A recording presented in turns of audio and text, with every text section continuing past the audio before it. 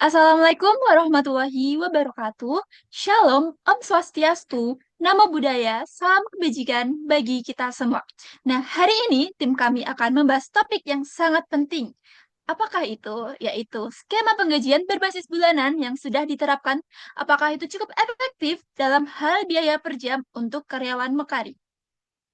Next. Sebelumnya, perkenalkan tim kita yang pertama ada saya, yaitu Deva Elmada Ramadana, dengan student ID KMCS 07343. Kemudian saya Christian Osman dengan KMCS 07217.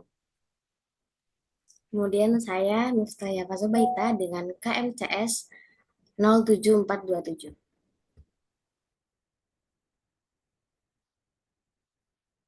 Next.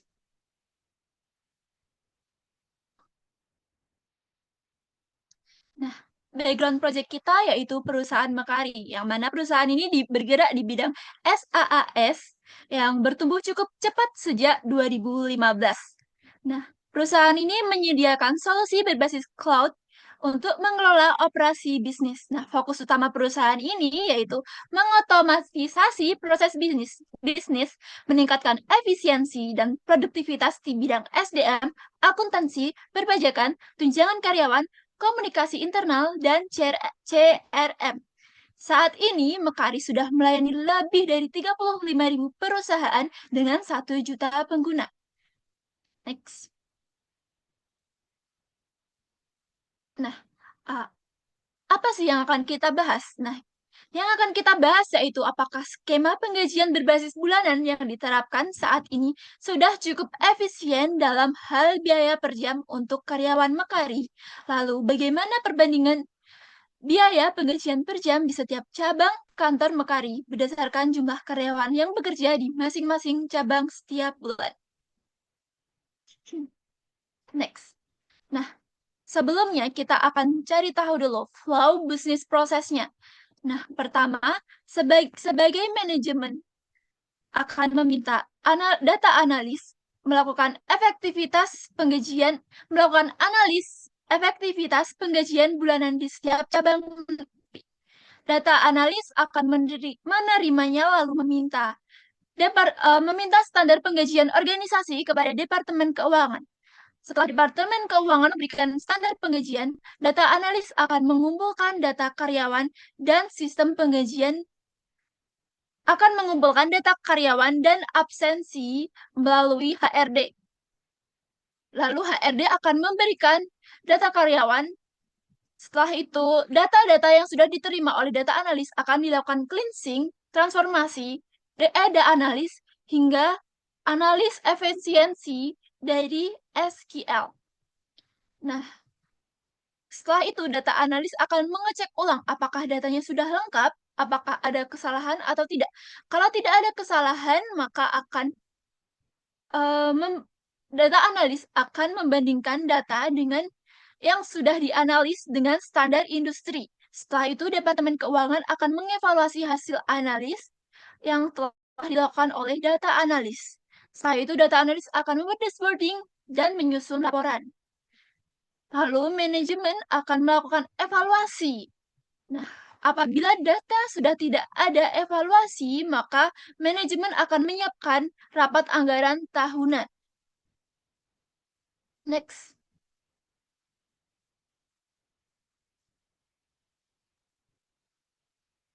Berikut merupakan visualisasi dan interpretasi yang akan dibahas oleh tim saya.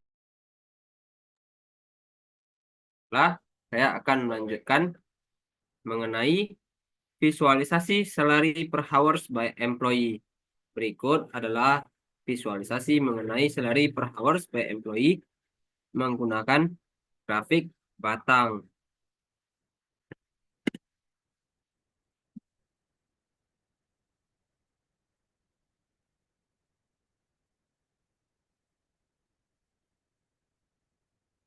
Kemudian interpretasinya adalah rentang gaji memiliki dari aktif employee, yaitu sebesar Rp40.000 per jam hingga Rp330.000 per jam.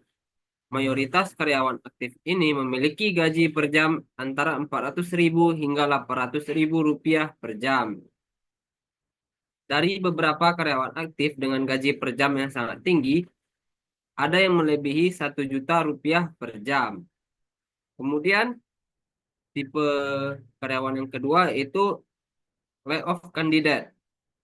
Terdapat beberapa karyawan yang berstatus layoff candidate atau yang akan dipecat dengan gaji per jam yang cenderung lebih rendah dibandingkan karyawan aktif lainnya.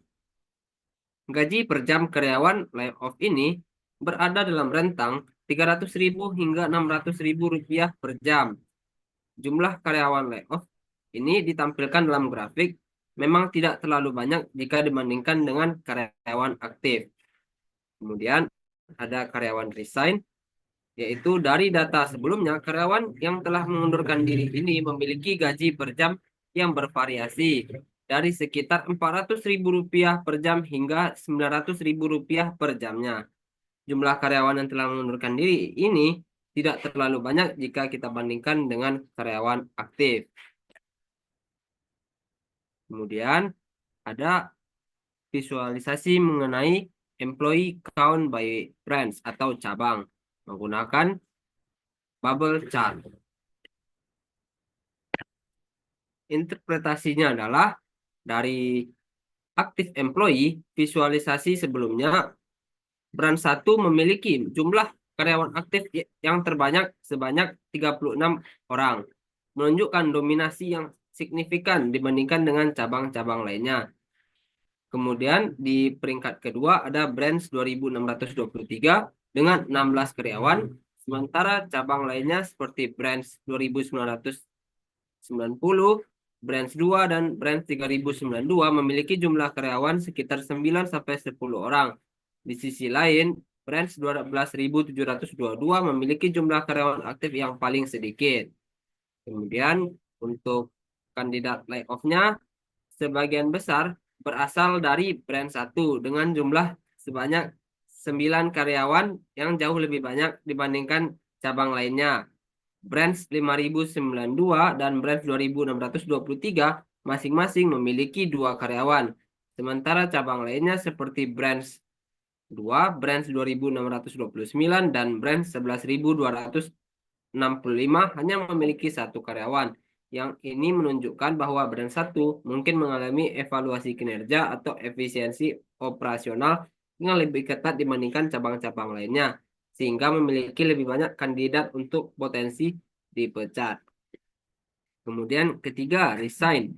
Dari visualisasi sebelumnya, sebagian besar karyawan yang resign berasal dari branch 1 dengan jumlah sebanyak 13 karyawan yang jauh lebih banyak jika dibandingkan dengan cabang lainnya.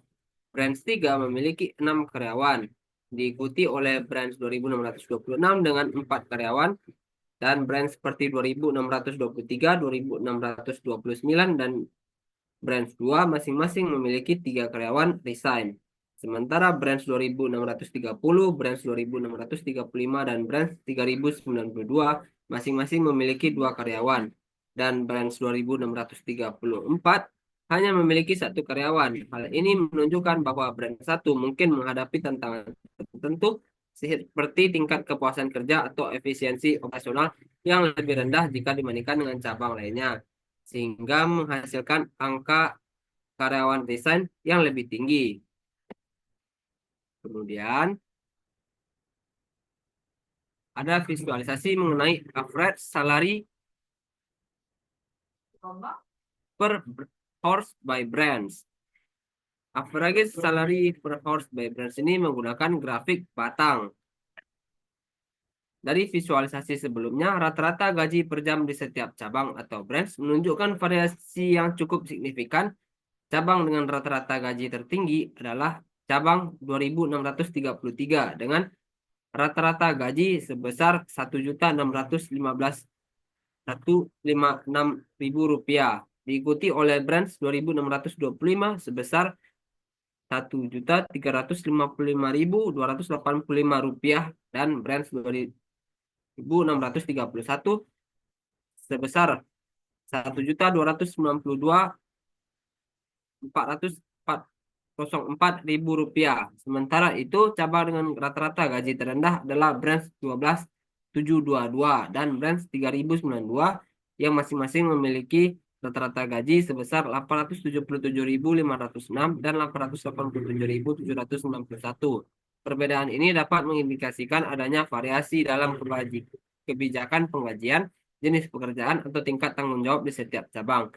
Cabang dengan gaji lebih tinggi kemungkinan memiliki posisi kerja dengan keterampilan atau tanggung jawab yang lebih tinggi jika dibandingkan dengan cabang lainnya. Kemudian, ini ada visualisasi mengenai trends in payroll effectiveness yang menggunakan line chart. Interpretasinya adalah grafik ini menunjukkan bagaimana efektivitas pengkajian atau payroll effectiveness berubah dari waktu ke waktu berdasarkan bulan bergabung karyawan. Secara keseluruhan terdapat fluktuasi yang cukup besar jika dibandingkan dengan yang lainnya. Efektivitas mencapai puncaknya pada tahun 2019 dengan nilai tertinggi 4,575 yang menandakan periode pengelolaan gaji berjalan dengan sangat baik. Namun setelah itu terjadi penurunan tajam terutama di awal tahun 2020 dengan nilai terendah 0,171. Penurunan ini kemungkinan besar dipengaruhi oleh faktor eksternal seperti dampak pandemi COVID-19, perubahan kebijakan internal, atau tantangan operasional lainnya. Meskipun ada sedikit peningkatan setelah titik terendah tersebut, efektivitas masih belum kembali ke angka yang optimal seperti pada tahun sebelumnya. Perlu ada langkah strategis untuk memperbaiki tren ini dan memastikan pengelolaan gaji yang lebih stabil ke depannya.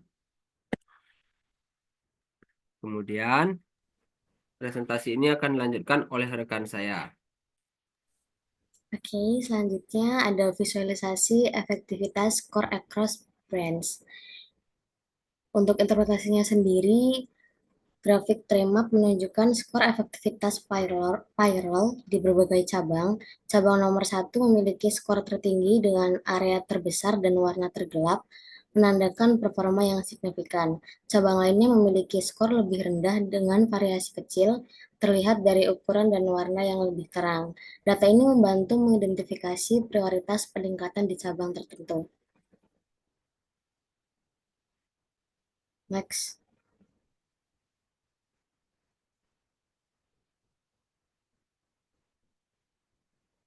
Selanjutnya ada visualisasi distribusi gaji dan jam kerja terhadap efektivitas penggajian.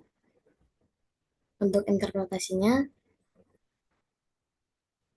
ada 3 kategori karyawan. Yang pertama ada active employee, yaitu grafik menunjukkan efektivitas payroll karyawan, di mana karyawan yang aktif berwarna biru umumnya memiliki skor lebih tinggi dibandingkan kandidat PHK yang berwarna orange.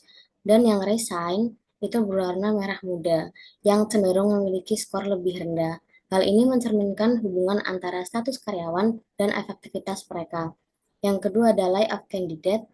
Grafik ini menunjukkan efektivitas payroll berdasarkan status karyawan, dengan kandidat PHK yang berwarna merah memiliki skor yang lebih rendah dibandingkan karyawan aktif yang berwarna abu-abu, mengindikasikan performa yang kurang optimal pada kelompok tersebut. Yang terakhir ada karyawan resign. Grafik ini menunjukkan distribusi efektivitas penggajian berdasarkan ID karyawan dan statusnya. Karyawan aktif memiliki efektivitas dominan di kisaran 0,3 sampai 0,5, kandidat PHK cenderung lebih rendah, sedangkan karyawan resign bervariasi, dengan beberapa memiliki efektivitas tinggi.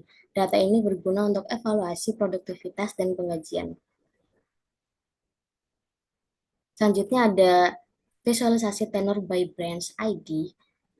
Untuk interpretasinya, grafik di atas menunjukkan jumlah tenor days berdasarkan ID cabang. Cabang yang pertama memiliki angka tertinggi, yaitu 90.640 hari, jauh melampaui cabang lain. Cabang 2623, cabang 2, dan cabang 2629 mengikuti dengan jumlah yang lebih kecil. Sementara cabang seperti 11265 dan 12722 memiliki jumlah sangat rendah. Distribusi ini menunjukkan ketimpangan yang signifikan, kemungkinan terkait perbedaan ukuran atau operasi cabang. Selanjutnya ada visualisasi tenor by employee ID. Untuk interpretasinya, ada 3 karyawan. Yang pertama, active employee. Ini menunjukkan masa kerja karyawan yang aktif dengan rentang 1.587 sampai 3.029 hari. Mayoritas memiliki tenor di atas 2.000 hari dengan puncaknya pada employee ID 69, yaitu sebanyak 3.029 hari. Data ini menggambarkan stabilitas tenaga kerja perusahaan. Yang kedua ada layoff candidate. Grafik ini menunjukkan jumlah hari kerja dari karyawan dengan status layoff candidate. Employee ID 7 dan 8 memiliki masa kerja tertinggi 2.780 hari, sementara Employee ID 3.401 memiliki masa kerja terendah yaitu sebanyak 1.450 hari. Sebagian besar karyawan berada pada rentang masa kerja 4-5 tahun. Variasi ini mengindikasikan bahwa keputusan layoff mungkin tidak sepenuhnya didasarkan pada masa kerja, tetapi faktor lain seperti efisiensi atau kebutuhan organisasi. Yang terakhir ada resign. Nah, grafik ini menunjukkan masa kerja karyawan yang sudah resign. Berdasarkan jumlah hari, masa kerja bervariasi dari 19 hari, yaitu yang terendah, hingga 1.564 hari itu tertinggi, dan yang warna biru menunjukkan intensitas masa kerja. Semakin gelap warnanya, semakin lama. Sebagian besar karyawan memiliki tenor di bawah 1.000 hari. Data ini berguna untuk menganalisis pola resign karyawan. Ada visualisasi tenor and salary. Nah, grafik di atas menunjukkan hubungan antara masa kerja dan gaji berdasarkan status karyawan. Karyawan yang aktif, yaitu yang berwarna biru, tersebar merata dengan masa kerja lebih panjang. Karyawan yang mengundurkan diri, itu berwarna kuning, cenderung memiliki masa kerja yang lebih pendek. Dan kandidat PHK, itu yang berwarna merah, tersebar acak tanpa pola yang khusus. Oke, selanjutnya ada visualisasi comparison of resignation across time. Ini untuk interpretasinya, grafik di atas menunjukkan hubungan antara masa kerja dan gaji berdasarkan status karyawan. Yang karyawan aktif berwarna biru itu tersebar merata dengan masa kerja yang lebih panjang. Karyawan yang mengundurkan diri atau layoff itu berwarna kuning, cenderung memiliki masa kerja lebih pendek, dan kandidat PHK yang berwarna merah tersebar acak tanpa pola khusus.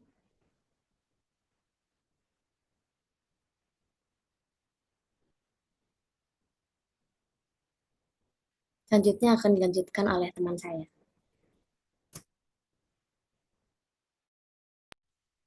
Oke, jadi kesimpulannya adalah efektivitas penggajiannya dengan nilai tertinggi tercatat pada 2019 dan penurunan tajam pada awal 2020 hingga nilai efektivitasnya yaitu 0,171.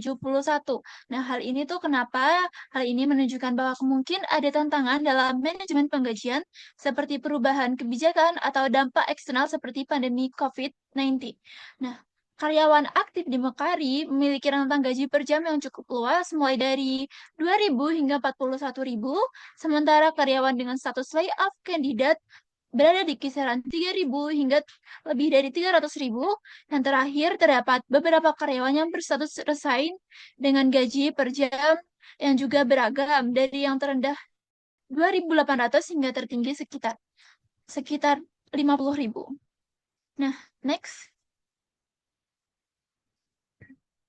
Untuk brand satu itu memiliki jumlah karyawan aktif terbanyak, yaitu 36 karyawan, yang menandakan dominasi cabang dibandingkan cabang lainnya. Meskipun cabang ini memiliki lebih banyak karyawan, tantangan mungkin muncul terkait manajemen penggajian karena kinerja atau kepuasan kerja yang rendah di cabang ini. Lalu, cabang dengan gaji per jam tertinggi adalah branch 2.633 dengan gaji 1.615.156, sedangkan branch 12.722 dan branch 3.092 memiliki gaji per jam yang lebih rendah masing-masing, yaitu 877,506 dan 887.791 rupiah.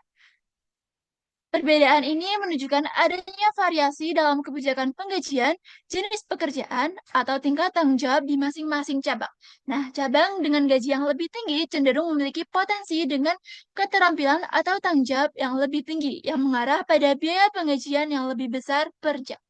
Next. Sekian dari kelompok kami. Terima kasih. Wassalamualaikum warahmatullahi wabarakatuh.